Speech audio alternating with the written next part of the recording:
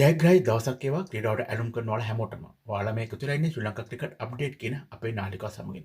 ඉතින් 10 වන T20 ලෝක කුසලාන තුල ශ්‍රී ලංකා කණ්ඩායම ක්‍රීඩා කළ පළමු තරගයේදී අයර්ලන්ත කණ්ඩායම පරාජයට පත් කරමින් එම තරගයේ ජයග්‍රහණය කිරීමට සමත් වුණා. ඒ අනුව එම ලැබූ ජයග්‍රහණය සමගින් ශ්‍රී ලංකා කණ්ඩායම ලකුණු සටහනේ පෙරමුණ ලබා ගැනීමට සමත් වුණා. නමුත් ඉන් අනතුරුව B කාණ්ඩය යටතේ සිම්බාබ්වේ කණ්ඩායම සහ ඕමාන කණ්ඩායම අතර පැවති තරගයේදී සිම්බාබ්වේ කණ්ඩායම එම තරගයේ ඉතාම ඉක්මනින් ඕමාන කණ්ඩායම පරාජයට පත් කරමින් ජය ගැනීම නිසාම ශ්‍රී ලංකාව සටහනේ දෙවන දැනටත් B කාණ්ඩයේ පෙරමුණ ගැනීමට සිම්බාබ්වේ කණ්ඩායම පත් වී තිබෙනවා. ඒ කියන්නේ ශ්‍රී ලංකාවට පළමු ස්ථානයේ ලකුණු සටහන තුල ගිලී ගොස් තිබෙනවා.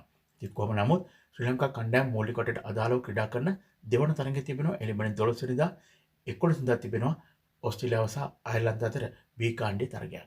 ඉතින් එම තරගයේ ප්‍රතිඵලයත් අනිවාර්යයෙන්ම ලකුණු සටහන වෙනස් කරන සාධකයක් බවට පත් වෙද්දී ශ්‍රී ලංකා කණ්ඩායම තවදුරටත් අවසාන කණ්ඩායම් 8 පිළිබඳව බලාපොරොත්තු තබා ගැනීමට ඕමාන කණ්ඩායමට එරෙහිව නුවර පල්ලිකැලේ ක්‍රීඩාංගණයේදී ආරම්භ වන එම තරගයේ ජය ගැනීම වැදගත් වෙනවා.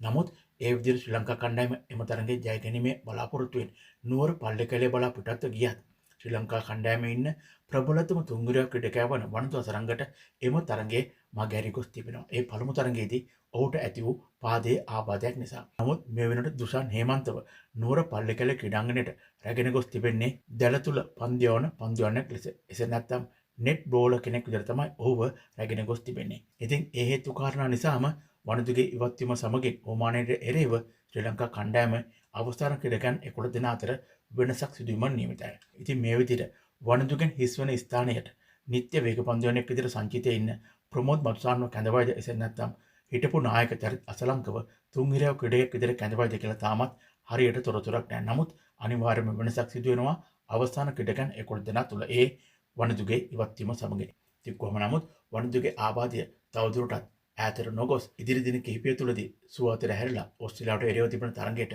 ක්‍රීඩා කිරීමට අවස්ථාව උදා වේවි කියලා තමයි ක්‍රීඩා ලෝලින් විදිහට අපට හැඟ යන කාරණා බවට පත්වන්නේ. එහෙනම් රැඳෙන්න අපිත් එක්ක දිගටම අලුත් වන ක්‍රිකට් අප්ඩේට් නිරන්තරයෙන් දැනගන්න ශ්‍රී ලංකා ක්‍රිකට් අප්ඩේට් කියන අපේ නාලිකාව සමගින්. ඔයාලා හැමෝටම සුබ දවසක්. ජය වේවා.